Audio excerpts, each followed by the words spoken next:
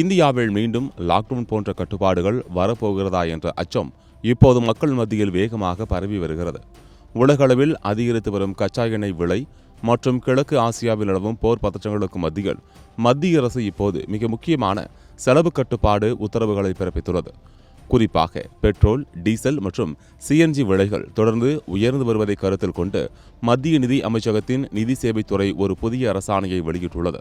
இந்த உத்தரவு SBI, bank of Baroda போன்ற பொதுத்துறை வங்கிகள் மற்றும் எல்ஐசி போன்ற இன்சூரன்ஸ் நிறுவனங்களுக்கு கடுமையான கட்டுப்பாடுகளை விதித்துள்ளது.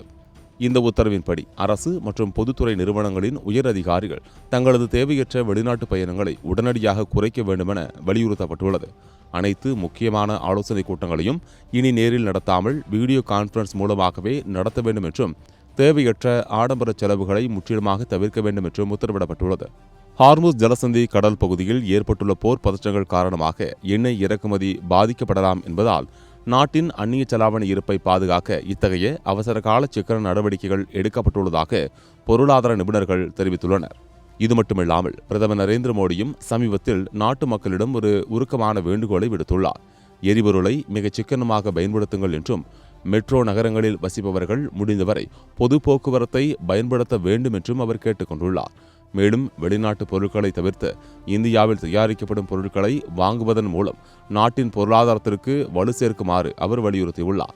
இத்தகைய அதிரடி கட்டுப்பாடுகள் ஒருபுறம் இருக்க, சமூக வலைதளங்களில் மீண்டும் வீட்டிலிருந்து வேலை செய்யும் காலம் வந்துவிட்டதா என்ற விவாதங்கள் அனல் பறக்கின்றன.